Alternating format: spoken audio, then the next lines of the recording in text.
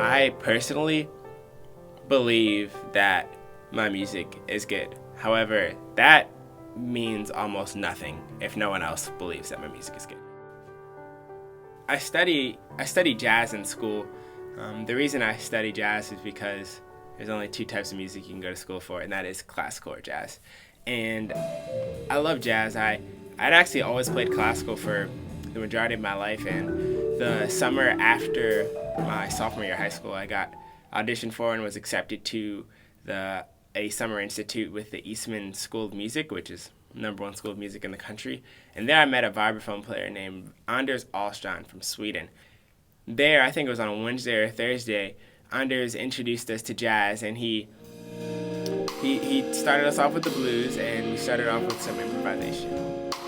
And it was something that I could really hear, I could really feel it. It was music that my dad had always played in the car. It was always in my heritage. It was always in the background, something that I just heard and felt from my soul. And I really gravitated towards it. And I said, yeah, this is what I want to do. I want to be able to say my own thing. I love the concept of improvising. I love the concept of telling a story to the audience. I love the concept of being able to connect with them while also adding my own personal flavor to the music.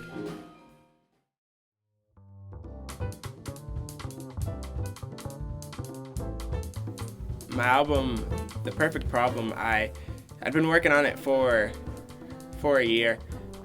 It really started when I made a song for my girlfriend at the time as a Valentine's Day gift. After making that first song, I realized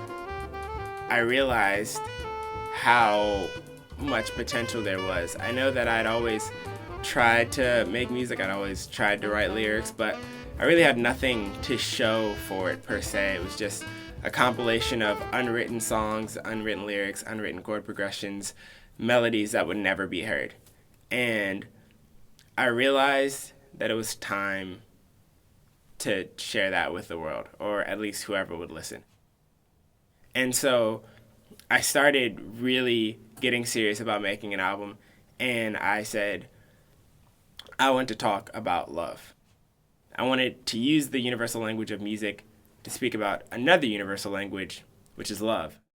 And so I really wanted to take these two universal languages, combine them, and make a project that could speak to anybody at any point in time. And if someone turned that album on 100 years from now, I wanted them to be able to still hear it and still connect, still relate to it.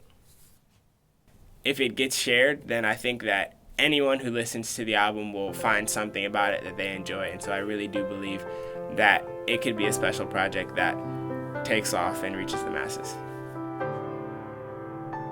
Next year, it could be millions of people are enjoying my music, or next year, the same amount of people who have listened to it right now could have listened to it. And so I think I'm really not trying to put all of my eggs in any one basket. I believe that God has a plan for me, and since I don't know what that plan is, I really just want to explore all of my avenues to the fullest extent and leave Him room to speak into my life and really direct my path. I could do anything knowing comfortably that if it's within God's will, then I would be perfectly content.